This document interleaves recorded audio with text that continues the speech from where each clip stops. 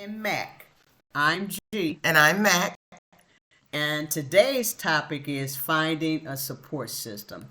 But before we get into that, Mac, tell us how we're doing because the last time we were here, you had just had rotator cuff surgery. So, how's it going? Well, being that I cannot take painkillers, it's going. Um, Pain level is through the roof. I just kind of find myself finding different things to focus on, and I stumbled across Little John. He has a new meditation CD that's out. Okay. So I've been listening to that, trying to get my mind wrapped around focusing on different things, but in between the meditation comes the phone calls because they don't know what to do Phone about calls from who? from my brother. Okay, because he's now the caregiver in charge, right.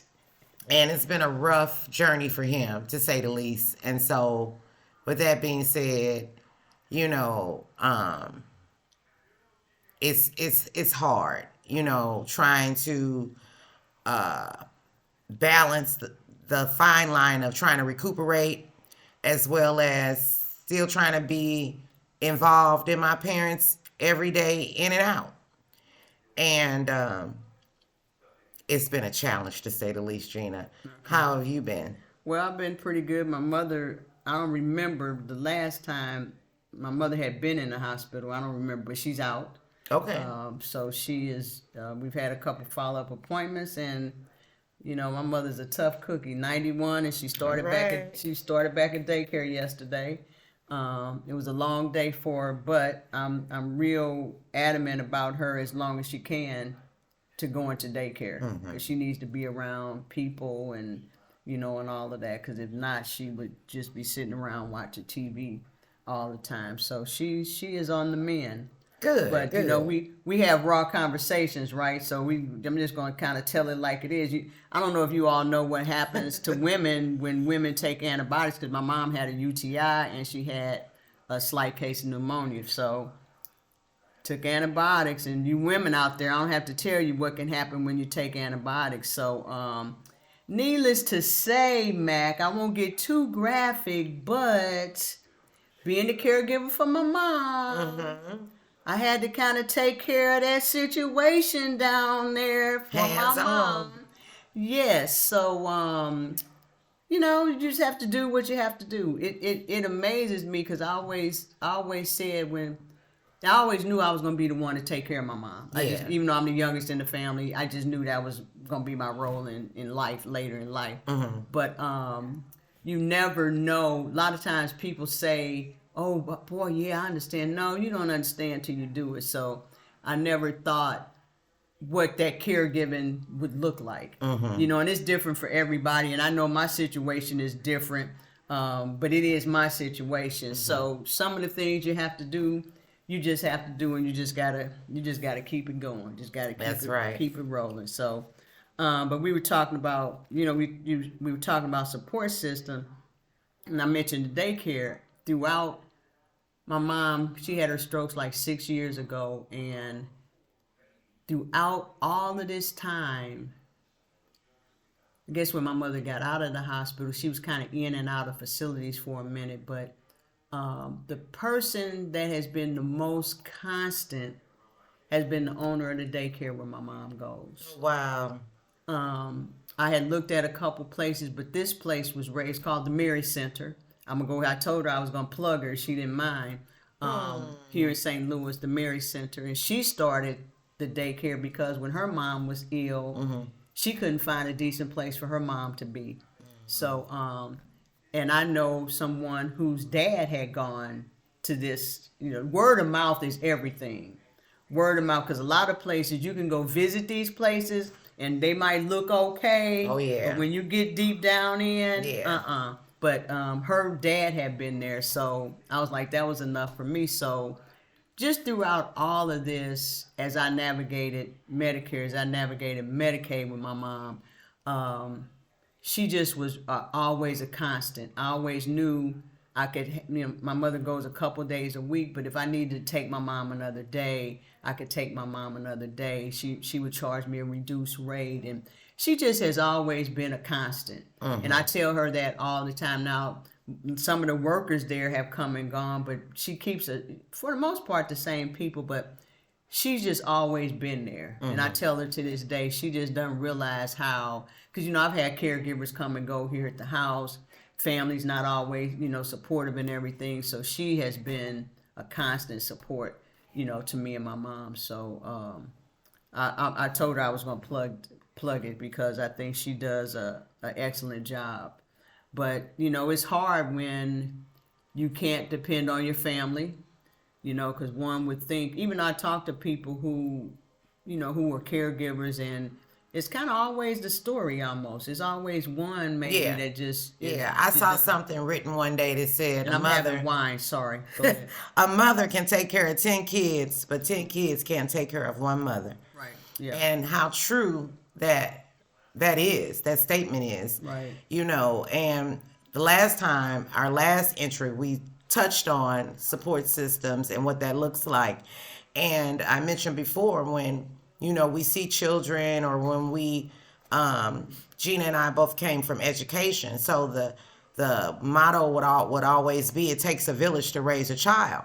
Well, that same aspect holds true when you're caregiving. It takes a village to be able to support you as you caregive for your loved one. Right. Whatever that may be. In that village, you would think would be your family. It would be family. But it doesn't always look like that. You have to realize your village is your village. It could be... your neighbor. Exactly. And one thing that's been hard for me, though, I must say, is asking for help. Yeah. That's a big thing for me as well. For anybody outside of my family, it's been kind of hard for me. I have a friend who, she always would tell me, Gina, if you ever need me, and a lot of them call my mother Mama Bell, but if you ever need me to sit with Mama Bell, just let me know. And I never would ask. And then finally one time I did. And she was actually available, and she came and sat with my mom for a couple hours. So that's awesome. but it was hard for me to do that. It was really hard because it's like, on one hand, you complain about having to do it all, but you don't activate your support system. Yes, when you right. should. Well, and then a lot of it is you don't want. I never want my mother to be seen as a burden on anybody. Yes. We talked about role reversal. Oh, I hit the wrong. It's okay. I'm gonna have to start sitting on the other side because I do that all the time. You talk about role reversal. I am very protective of my mama, and I don't want anybody to view her in a certain kind of way. I don't want anybody negative light. Exactly. Yeah. So I'm just like, I don't want my mother to be considered a burden to anybody. So, but slowly I'm kind of learning how. Like I say, I've had a few caregivers come and go. Luckily, and I mentioned this before, that I was able to get my mom qualified for Medicaid, which was a long, arduous process, but I stuck with it. So if anybody's out there trying to do that, you stick with it because they want you to give up. It's designed for you to give up. Exactly. So, I've had a couple caregivers come and go because I need supplemental people because I work. But, I'm old now and I forgot my train of thought. But I got on to care.com. Okay. And that's how I was able to find a couple caregivers for my mom. Okay. It's a cost. I mean, you can get on there and you can find people, but if you want to communicate with them, you have to pay for that. Yeah. But it's a good way because they do record checks and they do a lot of different things like that. Yeah. So but I'm gonna tell this story and hopefully nobody will report me to senior services or anything. But I found a caregiver. Well, we have our main caregiver who's here like 17 and a half hours of the week and then daycare she goes 2 days. And other days and times is me. But, sometimes I just want to get out. Yeah. Sometimes I want to get out. So there was a lady who had done some work for us before. She couldn't do anything, but she recommended somebody to me, right? So she came over and she met my mom. And my mom, you know how you get a vibe, a good feeling about a person where she's older, which I like. Because some of these younger people out here. No. But not trying to be discriminatory with age or anything like that. But So she came over and so I said, okay, we're gonna give her a try, right? So she came over one evening. I got out for a few hours and came home. And the next morning, my mom said, even though with her aphasia, she was able to say, I like her. I like her. And I said, that made me feel good because she had a good vibe. But then after the fact, I told my girlfriend, I said, that's my girl. We've been friends for like 50-something years, too. Okay. And I forgot her birthday. Show you how caregiving can consume. Occupied. I didn't. I had her birthday on the wrong date, the day after, and finally I had talked to her 2 or 3 times on her birthday. Then she finally says later on in the evening, "You're not gonna wish me happy birthday." I said, "Girl, I had it all set for tomorrow anyway." As I digress as you. So anyway, so I was telling her, I said, "Girl, do you know I had that lady come here and stay with my mother? I hadn't even written her last name down." Had not written her address down. I didn't have an emergency contact for this woman. Oh, Gina, you were just like, tag, you're it.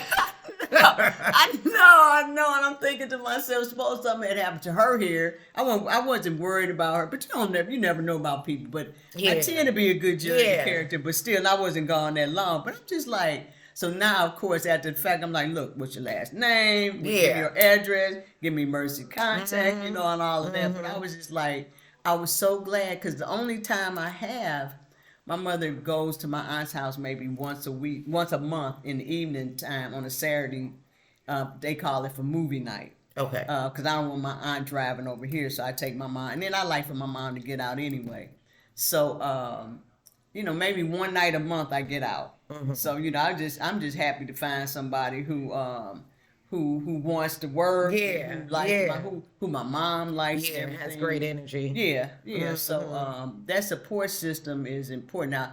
Now it can be expensive, and everybody can't afford to do nothing. And I'm not, I by no means have money, but I can muster together. I'm going to start at least maybe once a week, once every other week. Just getting out a few hours in the evening time, because anytime I do something now, it has to be during the day, and it can't be on the weekend. It has to be during the day when the caregiver's here. I might take a day off from work or something like that, but I never have weekends. From Friday when I get home from work until Monday, it's me and my mom 24/7. So anyway, that support system. It's very important to have that support system, and for me, the support that I need is not so much as a daycare. Right. It's more of making sure their daily routines and their daily goals are met, like taking the medications, making sure that they have an adequate meal, making sure that they're just able to do their normal activities of daily living. Right. But the thing is, with my parents, my mother, her days are upside down, which eventually flipped my father's days upside down. So what I mean is, when we wake up in the morning, my mother is still asleep. So my mother may not get up till maybe 5 o'clock in the evening. So therefore, we're on a rat race because now her blood sugars drop, because she's not meant to sleep that long. Right. So we have to catch up. Well, I'm used to the rat race, but someone like my brother who's taking over isn't used to that rat race. So support for me also looks like, for instance, next weekend coming up is Easter. Well, I know in the condition that I am in, I won't be able to cook, which I normally would be able to for my family. But my girlfriend said, "Hey, Mac, I'll cook Easter dinner for you." Okay, good. So the first knee-jerk reaction was, "It's okay." Right. And I said, what did G and I talk about the last time? Allowing people to come in if my parents feel okay about it. Because that's another thing. Yeah. Because I could tell my parents I made it and it'll be fine. The minute I say so and so made it, Something's wrong. it really wasn't the way I wanted it to be. Yeah. You know, but I have to go ahead and say what works best for me. Right. You just have to. You have to. And sometimes it feels like you're being selfish. Yeah. You know, but you have to do. And one thing I've learned, like, my daughter's birthday's coming up, and we're gonna have a little gathering over here. Mm-hmm. You know, where normally I would be trying to cook and all of that, where her dad's gonna barbecue, but the side dishes, I'm just gonna order from someplace. Yes. You know, I'm learning how to Gina. And then you know how you can order off Amazon these elaborate kits with balloons and this and that. You know, I started looking at it. I'm like, I'm gonna blow all these balloons up. No, I'm just gonna go to Party City and get some balloons. Y'all just got a free plug, Party City, but we just have to learn how to not be doing it all. And look at the resources that are readily available instead of trying to recreate the wheel. Right. And one thing I can say, I do have, you know, I mentioned my friend. She and I have been friends for 56 years. Really, 57 years. What am I talking about? So we met when we were both 10. She just turned 67. I'll be 67 in June. So we've been through it, and I know she. Sometimes I say, Lord, I know she gets tired of me talking about my mama, but I know she probably doesn't. But either way it goes, you know, I can always talk to her. I have a couple friends, Mac. You know, we always share stories. So we have to learn how to, even if somebody can't help you physically, just being able to talk to somebody and be able to talk to somebody. And then also, don't be afraid to seek out counseling if you need to. You know, sometimes we frown upon counseling, and sometimes it's okay to talk. To talk to somebody, because you need to be able to release. Right. Because that allows you to be a healthier individual. Right. When your mind and space is freed up, you're able to give that support. Because if not, you'll be doing this all day long. All day long. No, that's right. No, that's right. Joke. But yeah, you just have to be willing to.